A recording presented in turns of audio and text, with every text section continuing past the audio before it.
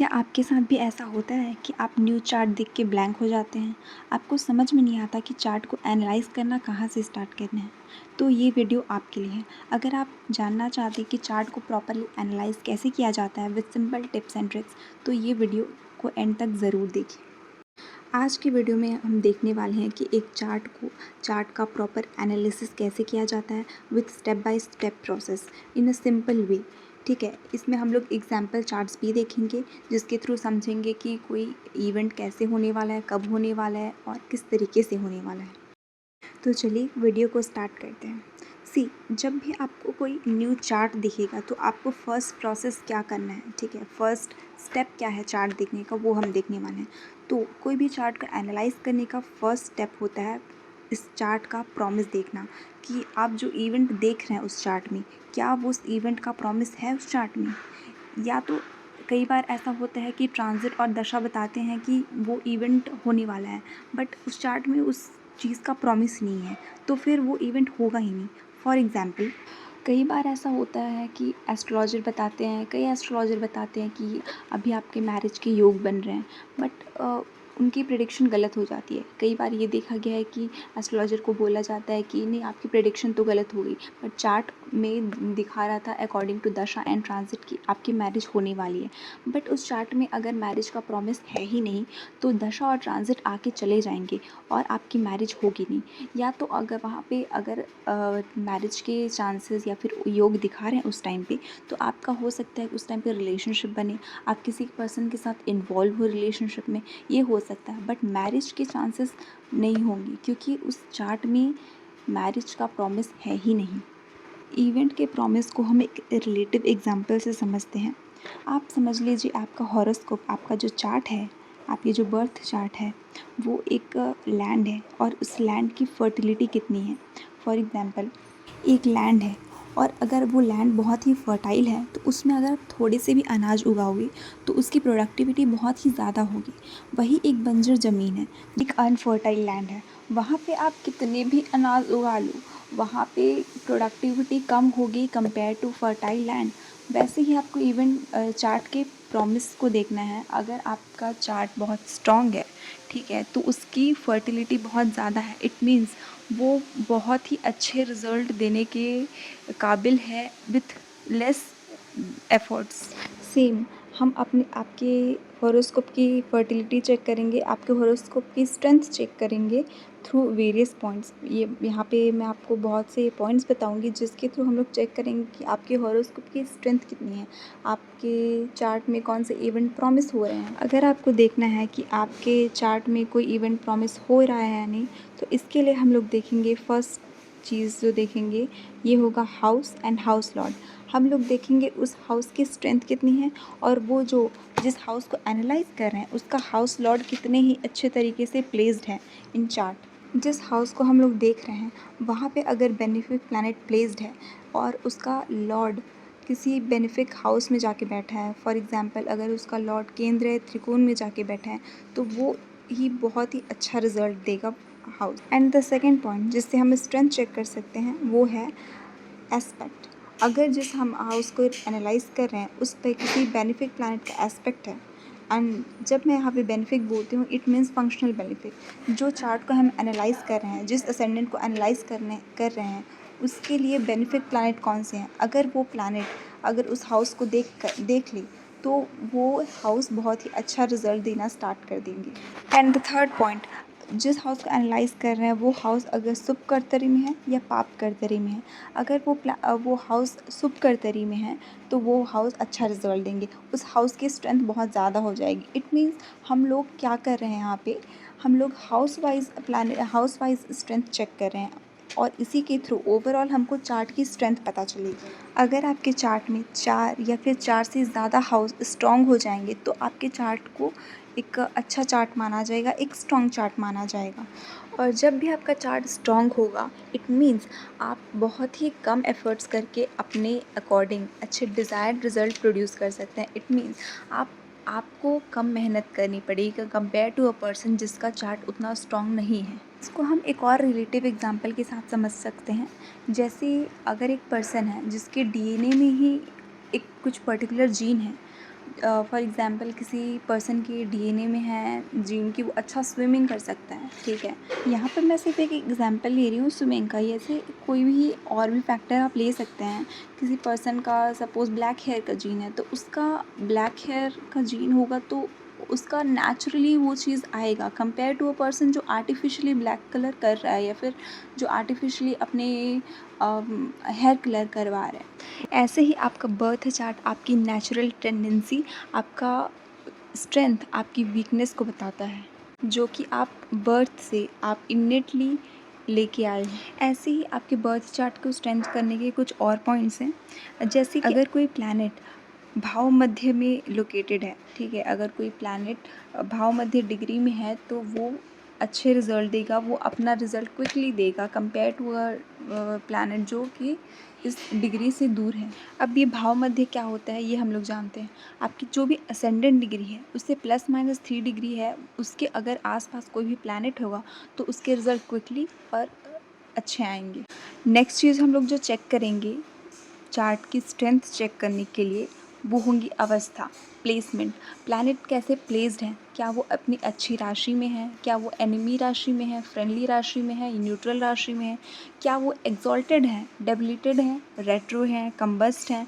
ये सब हम लोग चेक करेंगे, इससे हम लोग को चार्ट की स्ट्रेंथ पता चलेगी। अगर आपके मैक्सिमम प्लैनेट्स एक्सॉल्टेड हैं, सपोज़ वो मूल त्रिकोण साइन में है या वो वर्गोत्तम है, तो ये आपके प्लैनेट को स्ट्रेंथ देते हैं और यही चीज़ आपके उस चार्ट को ओवरऑल स्ट्रेंथ देगा और आपका चार्ट एक स्ट्रॉन्ग चार्ट बनेगा। अब हम आएंगे चार्ट को एनालाइज करने के सेकेंड स्टेप पे, दैट इज़ दशा। जितना ही ज़्यादा ज़रूरी है चार्ट में स्ट्रेंथ होना, चार्ट का स्ट्रॉन्ग होना, उतना ही ज़्यादा ज़रूरी है अच्छे प्लैनेट्स और स्ट्रॉन्ग प्लैनेट्स का दशा सही टाइम पर आना। एक स्ट्रॉन्ग प्लैनेट अपना बेस्ट रिज़ल्ट तभी दे सकता है जब उसका दशा एक्टिवेशन हो। अगर वो प्लैनेट स्ट्रॉन्ग है चार्ट में लेकिन अगर उसकी दशा ही नहीं आई तो वो उसका हम लोग मैक्सिमम बेनिफिट नहीं उठा पाएंगे कंपेयर टू अ पर्सन जिसकी स्ट्रॉन्ग प्लैनेट की दशा आ जाए। भले ही आपका चार्ट स्ट्रॉन्ग ना हो, बट अगर आपके चार्ट में 1 या 2 प्लैनेट जो बहुत ही स्ट्रॉन्ग है, अगर उनकी अच्छी दशा चल गई तो उस टाइम पीरियड के लिए आपको अच्छे रिजल्ट देखने को मिलेंगे। सो दशा क्या होता है ये हम समझते हैं। तो दशा होती है वो एक टाइम पीरियड जब एक प्लैनेट का इन्फ्लुएंस हमारी लाइफ में बहुत ज़्यादा हो जाता है। जब भी जिस प्लैनेट की दशा चलेगी उस प्लैनेट का इन्फ्लुएंस हमारी लाइफ में बहुत ही ज़्यादा हो जाएगा। अगर वो प्लैनेट बहुत ही अच्छा है तो उसके अच्छे और पॉजिटिव क्वालिटीज़ हमें देखने को मिलेंगी।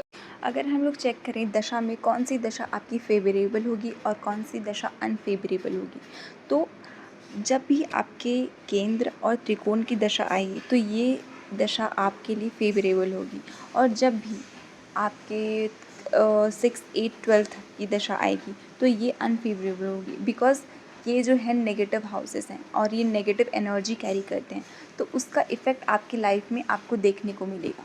वैदिक सिस्टम में हम लोग को चेक करना होता है अगर कौन सी दशा अच्छी जाएगी या कौन सी दशा ख़राब जाएगी, तो हम लोग मेनली लेते हैं लॉर्डशिप को। जिस प्लैनेट की दशा चल रही है वो कौन से हाउस की लॉर्डशिप होल्ड कर रहा है।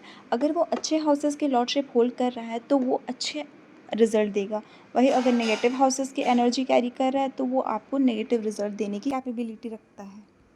दशा रिजल्ट चेक करने के लिए लॉर्डशिप तो हम लोग देखेंगे ही, उसके साथ हम लोग देखेंगे जिस भी प्लैनेट की दशा चल रही है क्या वो असेंडेंट लॉर्ड से फ्रेंड रिलेशन रखता है या उसका एनिमिकल रिलेशन है। जब भी असेंडेंट लॉर्ड और दशा लॉर्ड एक दूसरे के फ्रेंड्स होंगे तो वो दशा आपको अच्छा रिजल्ट देने की कैपेबिलिटी रखता है और उस दशा में आपको अच्छे रिजल्ट देखने को मिलेंगे without any obstacle.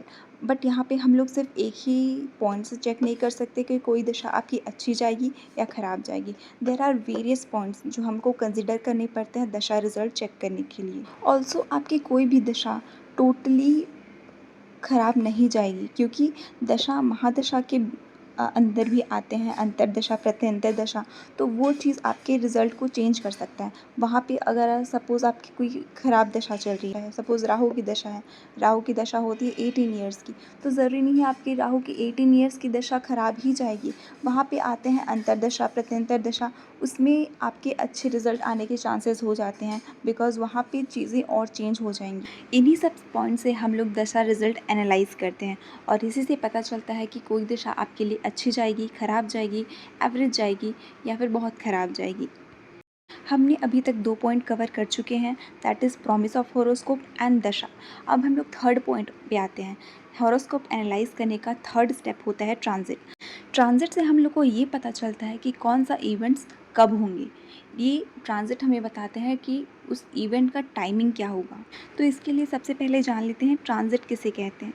Transit means गोचर, मतलब अभी आसमान में जो प्लानिटरी पोजीशन है, प्लैनेट्स जिस भी राशि, जिस भी नक्षत्र में है, उसको ट्रांजिट बोलते हैं। सो हम अभी का एग्जांपल ले लेते हैं। आज है 30 अप्रैल। ओके, सो अभी हम लोग अगर करेंट ट्रांजिट चेक करें तो जुपिटर एंड मून टॉरस से ट्रांजिट कर रहे हैं, केतु वर्गो से ट्रांजिट कर रहे हैं, Saturn Rahu mercury and Venus Pisces से ट्रांजिट कर रहे हैं, एंड सन एरीज से ट्रांजिट कर रहे हैं। और ये ट्रांजिट क्या बताते हैं, ये अभी करेंटली आसमान में जो प्लानिटरी पोजीशन है ये उसको डिनोट करते हैं और इसी को ट्रांजिट बोला जाता है। ट्रांजिट को एनालाइज करने के दो तरीके हैं। या तो ये चीज़ आप देख सकते हो अपने असेंडेंट से, या देख सकते हो अपने मून साइन से। मेनली ये ट्रांजिट असेंडेंट से देखा जाता है। बहुत लोग इस चीज़ को असेंडेंट से देखते हैं और बहुत लोग मून साइन से देखते हैं। अगर आपको ट्रांजिट देखना है मन के लेवल पे, अगर आपको देखना है कि जो भी ट्रांजिट हो रहा है वो आपके मन पे कैसा इफेक्ट देगा, तो वो आप देखेंगे मून साइन से। और अगर आपको देखना है कि वो फिज़िकली कैसे मैनिफेस्ट होगा वो ट्रांजिट, उसके लिए आप देखेंगे असेंडेंट साइन से। आपके असेंडेंट साइन से वो प्लैनेट कौन से साइन में और कौन से हाउस में ये ट्रांजिट कर रहा है, इसके थ्रू हम लोग जानेंगे कि आपका वो ट्रांजिट कैसा होगा और वो क्या क्या इवेंट दे सकता है और वो इवेंट कब दे सकता है। ट्रांजिट को सही तरीके से और एक्यूरेटली एनालाइज करने के लिए आपको हर हाउस के और हर प्लैनेट्स के सिग्निफिकेशन अच्छी तरीके से पता होने चाहिए। मैंने यहाँ पे कुछ सिग्निफिकेशन मेंशन कर दिए हैं। यहाँ से आप चेक कर सकते हैं कि कौन सा प्लैनेट किस चीज़ को सिग्निफाई करता है या फिर कौन सा हाउस किस चीज़ को सिग्निफाई करता है। बट स्टिल इससे भी ज़्यादा सिग्निफिकेशंस हो सकते हैं और उसके अकॉर्डिंग रिजल्ट आपको मिलेंगे। फॉर एग्जाम्पल, सन अगर ट्रांजिट कर रहा है आपके 6th हाउस से, तो हम लोग देखेंगे सन के सिग्निफिकेशन एंड 6th हाउस के सिग्निफिकेशंस को। तो 6th हाउस को सिग्निफाई करता है रोग, ऋण, शत्रु, जॉब एंड सर्विसेज। तो हम लोग को इस चीज़ से रिलेटेड रिजल्ट मिलेंगे। बट सिर्फ ट्रांजिट को हम लोग अकेले एनालाइज नहीं कर सकते। ट्रांजिट को इंडिविजुअली एनालाइज करना बेवकूफ़ी होगी। ओके, इसको हम लोग एनालाइज करेंगे आपके नेटल चार्ट में प्लैनेट पोजीशन और दशा के अकॉर्डिंग। साथ में हम लोग रिज़ल्ट मिक्स करेंगे, उसके अकॉर्डिंग ट्रांजिट को मिक्स करके हम लोग रिज़ल्ट देखेंगे और प्रिडिक्ट करेंगे। ट्रांजिट के कुछ जनरल रूल्स होते हैं जो कि बताते हैं आपका पर्टिकुलर ट्रांजिट कैसे जाने वाला है। फॉर एग्जांपल, सन के लिए जैसे होता है कि अगर सन 3rd, 6th, 10th और 11th हाउस से ट्रांजिट करता हो तो ये आपको अच्छे रिजल्ट देगा। ये चीज़ आपको चेक करनी है अपने बर्थ चार्ट में। वैसे ही अगर आपको चेक करना है मून का ट्रांजिट कैसे जाने वाला है, जब मून आपके ट्रांजिट करते होंगे 1st, 3rd, 6th, 7th, 10th और 11th हाउस से, तो ये आपके लिए बेनिफिक होगा। वैसे ही मार्स के लिए 3, 6, 11 फ्रॉम असेंडेंट और फ्रॉम मून, और मरकरी के लिए 2, 4, 6, 8, 10 और 11। ये सब एक प्लेसमेंट होती हैं जहाँ पे उनका ट्रांजिट अच्छा होता है। ये बस एक जनरल प्रेडिक्शन है, ये बस जनरल ट्रांजिट रूल्स हैं जो कि बताते हैं कि यहाँ से अगर कोई प्लैनेट ट्रांजिट कर रहा होगा तो वो अच्छा होगा। बट डजंट मीन कि वो हमेशा अच्छा होगा, क्योंकि साथ में आपके नेटल चार्ट को भी हम लोग कंसिडर करते हुए चलेंगे और वहाँ की प्लेसमेंट कैसी है वहाँ से भी आपको रिज़ल्ट मिलेंगे। और जैसे मैंने बताया मरकरी का होता है 2nd, 4th, 6th, 8th और 11th से ट्रांजिट करेगा तो ये अच्छा होगा। वैसे ही जुपिटर जब 2nd, 5th, 7th, 9th और 11th हाउस से ट्रांजिट करेगा तो ये अच्छा होगा। और Venus 1st, 2nd, 3rd, 4th, 5th, 8th, 9th, 11th and 12th अगर इन हाउसेस से ट्रांजिट कर रहा है या फिर मून से इन हाउसेस में ट्रांजिट कर रहा है तो ये बेनिफिक रिज़ल्ट देने की कैपेबल होते हैं।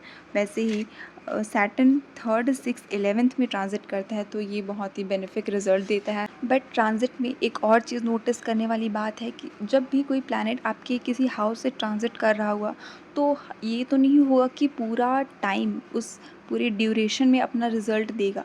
कुछ ऐसे पॉइंट्स होते हैं ट्रांज़िट सेंसिटिव एरिया, वहाँ पे वो अपना रिज़ल्ट देते हैं। और ये ट्रांज़िट सेंसिटिव एरिया कौन-कौन से होते हैं, हम ये देखते हैं। पहला तो ट्रांज़िट सेंसिटिव एरिया है भाव मध्य। इट मीन्स आपका जो असेंडेंट डिग्री से ±3 डिग्री जो भी डिग्री है, वो आपका ट्रांज़िट सेंसिटिव एरिया होता है। सपोज़ आपका असेंडेंट डिग्री है 20 डिग्री, तो अगर कोई भी प्लैनेट 18 डिग्री टू 22 डिग्री के बीच में होगा, तो वो प्लैनेट प्रोमिनेंटली रिज़ल्ट देगा। और जब भी प्लैनेट इस डिग्री से ट्रांज़िट कर रहे होंगे, तो ट्रांज़िट का रिज़ल्ट इफ़ेक्टिवली और प्रोमिनेंटली देखने को मिलेगा, उस हाउस और उस प्लैनेट के सिग्निफिकेशन से रिलेटेड। और ये डिग्री हर हाउस के लिए अप्लाई होगी। सपोज़ मैंने आपको कहा कि अगर आपका असेंडेंट डिग्री 20 डिग्री है, तो अगर कोई प्लैनेट 5th हाउस में ट्रांज़िट कर रहा है, तो जब भी कोई प्लैनेट 5th हाउस के 20 डिग्री पर आएगा, तो वहाँ पे अपना ट्रांज़िट रिज़ल्ट इफ़ेक्टिवली देगा। Same with all the houses. But इसके साथ ही साथ आपको अपना बर्थ चार्ट और दशा को छोड़ना नहीं है, उस चीज़ को साथ में ही लेके चलना है। ये तो एक तरीका हो गया ट्रांज़िट के रिज़ल्ट देखने का। अब दूसरा तरीका क्या है, हम लोग देखेंगे आपके नेटल चार्ट में प्लैनेट्स की डिग्री क्या है। हम लोग इसको एक एग्जाम्पल चार्ट से समझते हैं। अभी जो हम लोग करेंट ट्रांज़िट का लिया था, उसी का एग्जाम्पल हम लोग लेंगे। यहाँ पे सन है 11th हाउस में 15 डिग्री का। इट मीन्स 15 डिग्री एक सेंसिटिव एरिया बन जाता है, सेंसिटिव पॉइंट बन जाता है, जहाँ पे ट्रांज़िट रिज़ल्ट इफ़ेक्टिवली आएंगे। तो जब भी कोई भी प्लैनेट सन के ऊपर से ट्रांज़िट करेगा, तो उसका रिज़ल्ट प्रोमिनेंटली आएगा। आपको इसी तरह से हर प्लैनेट की डिग्री नोटिस करनी है और ट्रांज़िट की डिग्री नोटिस करनी है। उस टाइम आपका प्रोमिनेंटली इफ़ेक्ट देखने को मिलेगा ट्रांज़िट में। तो ये था बेसिक ओवरव्यू, जिसके थ्रू हम जान सकते हैं कि आपका कोई इवेंट होने वाला है नहीं, कैसे होने वाला है और कब होने वाला है। आप इस अगर प्रोसेस को फॉलो करते हैं स्टेप बाय स्टेप, देन आप अच्छे से प्रेडिक्ट कर पाएंगे एंड आपका रिज़ल्ट कैसा होगा और कब मिलेगा, ये आप जान पाएंगे। आई होप आपको ये कंसेप्ट समझ में आया हो। Thank you so much for watching.